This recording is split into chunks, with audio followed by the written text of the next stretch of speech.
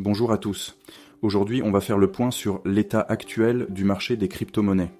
Ces derniers jours ont été riches en rebondissements. Après un mois de février agité, le marché crypto connaît un regain d'énergie début mars. Vous avez peut-être vu le Bitcoin et ses copains crypto repartir à la hausse, mais pourquoi au juste? Qu'est-ce qui influence cette remontée et où en est le marché globalement? Dans cette vidéo, je vais vous expliquer simplement les tendances récentes, les actualités importantes et les facteurs macroéconomiques comme l'inflation, les taux d'intérêt ou les régulations qui bougent le monde crypto en ce moment. Accrochez-vous, on démarrera par les éléments qui ont secoué le marché ces derniers jours, puis on élargira la vue pour comprendre la situation d'ensemble. C'est parti pour un tour d'horizon crypto accessible à tous. Les facteurs qui influencent le marché crypto en ce moment. Commençons par ceux qui influencent profondément le marché des cryptos actuellement. Premièrement, les facteurs macroéconomiques jouent un rôle majeur. Par exemple, l'inflation aux États-Unis a montré des signes d'accalmie récemment, se rapprochant autour de 2,5%, ce qui est quasiment dans la cible de la réserve fédérale, la Fed. Cela compte car moins d'inflation signifie que la Banque centrale peut être moins sévère sur les taux d'intérêt. Justement, les investisseurs anticipent que la Fed pourrait baisser ses taux directeurs dès le mois de juin 2025. Pourquoi c'est important pour la crypto ?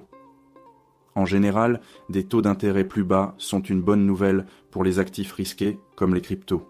Quand les taux baissent, emprunter coûte moins cher et les placements sans risque, comme les obligations, rapportent moins, ce qui incite les investisseurs à aller vers des actifs comme les actions ou les crypto-monnaies. Donc la perspective de taux d'intérêt en baisse soutient la demande en crypto. A l'inverse, on a vu l'an dernier que la hausse des taux avait refroidi un peu l'enthousiasme pour le Bitcoin et compagnie. Beaucoup de gens préféraient des placements plus sûrs tant que l'argent coûtait cher. Aujourd'hui, ce vent est en train de tourner doucement du côté des cryptos. Deuxième facteur clé, les régulations et la politique. Et là, grosse actualité, le président américain Donald Trump s'est récemment positionné en faveur des crypto-monnaies. Incroyable, non ? Dimanche dernier, Trump a annoncé sur les réseaux qu'il voulait créer une réserve stratégique de crypto pour les États-Unis qui inclurait les principales devises numériques, Bitcoin, Ether, Ethereum, mais aussi XRP, Solana, SOL et Cardano ADA. En d'autres termes, le gouvernement américain envisagerait de stocker ces cryptos comme une sorte de réserve de valeur nationale. C'est un virage important car cela envoie un signal très positif au marché. Pour la première fois, l'État fédéral pourrait participer activement à l'économie crypto. D'ailleurs, Trump organise un sommet sur les crypto-monnaies à la Maison-Blanche le 7 mars pour discuter de l'avenir de la régulation du secteur.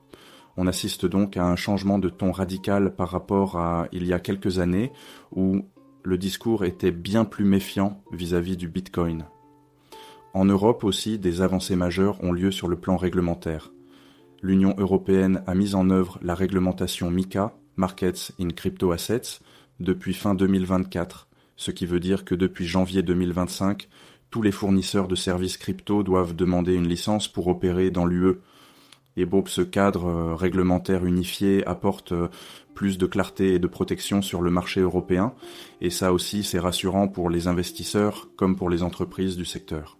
En clair, le Far West des cryptos commence à être mieux encadré en Occident, ce qui peut attirer davantage d'institutions traditionnelles dans la partie.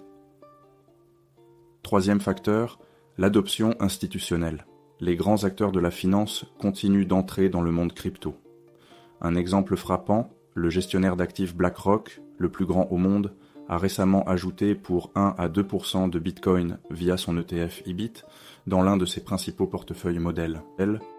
C'est la première fois que BlackRock inclut du Bitcoin dans ses allocations type, et même si 1-2% ça semble petit, dites-vous que BlackRock gère des centaines de milliards, donc ça peut influencer de nombreux conseillers financiers à exposer un peu leurs clients au Bitcoin. En plus de ça, certaines entreprises cotées continuent d'accumuler massivement des Bitcoins.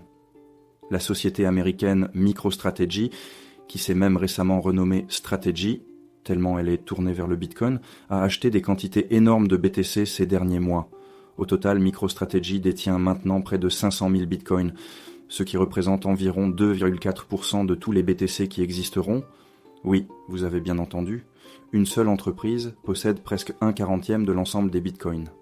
Cela montre une chose, Les investisseurs institutionnels croient de plus en plus à la valeur du Bitcoin sur le long terme et l'intègrent dans leur stratégie, que ce soit des sociétés cotées, des fonds ou des banques.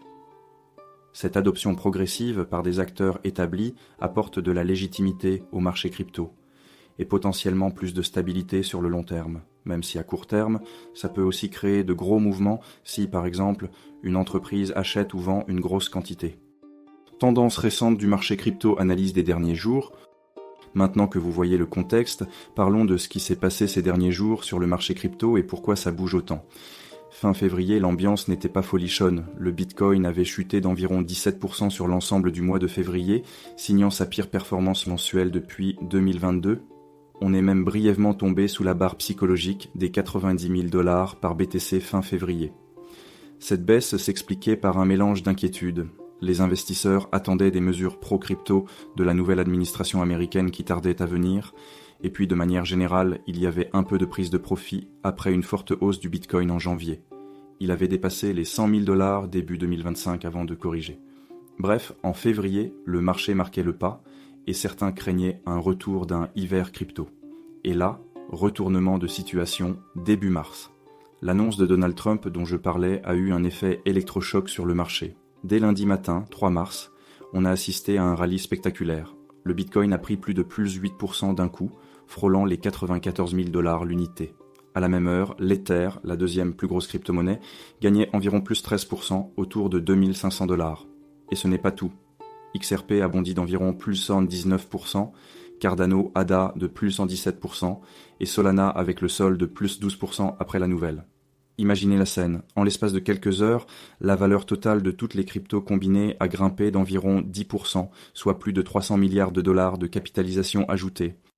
C'est comme si, du jour au lendemain, l'ensemble du marché crypto s'était réveillé d'excellente humeur. Pourquoi une telle réaction euphorique ?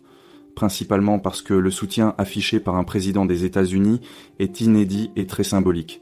Trump a donné au secteur crypto le soutien qu'il fallait, résume un analyste. En gros, les investisseurs se disent que si l'État américain veut accumuler du Bitcoin et de l'Ether, c'est qu'ils ont de la valeur et un futur solide. Ça alimente un sentiment positif. Les traders parlent même d'un possible retour vers de nouveaux records historiques bientôt si ce sentiment persiste. Certains anticipent que le rallye pourrait se poursuivre au moins jusqu'au sommet de la Maison-Blanche du 7 mars dans l'espoir de nouvelles annonces pro-crypto lors de cet événement. Cependant, restons prudents et nuancés. Tout n'est pas rose bonbon et il y a quelques voix prudentes malgré la hausse. Par exemple, des analystes notent que cette flambée soudaine pourrait ne pas durer si le reste des marchés financiers se dégrade. En clair, si la bourse ou l'économie prend un coup de froid, les cryptos pourraient être entraînés vers le bas malgré le vent en poupe actuel. De plus, l'idée d'une réserve stratégique américaine en crypto soulève une question, comment cette réserve serait financée ? Certains avancent que ce serait avec de l'argent public, les contribuables, ou via des bitcoins saisis par la justice.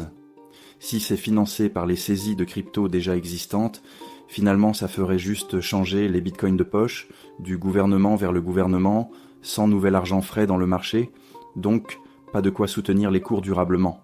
Ce genre de détail fait que tout le monde n'est pas 100% euphorique.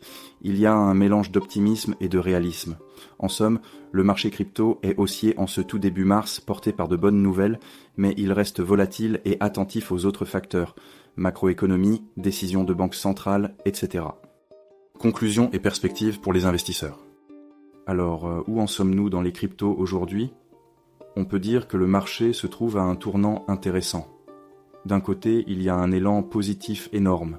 L'adoption institutionnelle augmente, la régulation devient plus claire, aux États-Unis comme en Europe, et même les politiques de haut niveau commencent à soutenir le secteur. Tout ça contribue à rendre le marché crypto plus mûr et crédible qu'il ne l'était il y a seulement quelques années. Les tendances récentes, comme le rebond des derniers jours, montrent que les investisseurs n'ont pas perdu l'appétit pour les cryptos, bien au contraire, surtout lorsque de bonnes nouvelles tombent. D'un autre côté, il ne faut pas oublier que les crypto-monnaies restent des actifs très volatiles, le sentiment du marché peut changer vite, un jour une annonce politique peut faire flamber les prix, et une semaine plus tard, une mauvaise statistique économique ou une intervention d'une banque centrale pourrait faire retomber l'enthousiasme.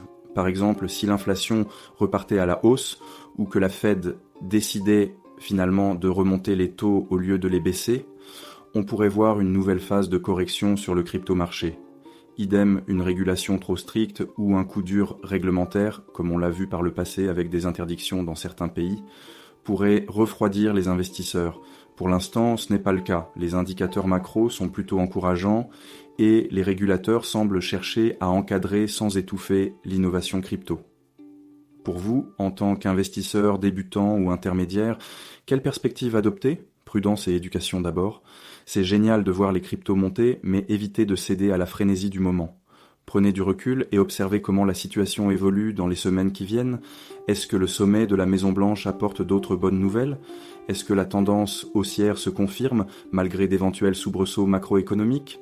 Continuez de vous informer sur les fondamentaux des projets dans lesquels vous investissez, diversifiez vos avoirs, ne misez pas tout sur une seule crypto et ayez une vision à long terme.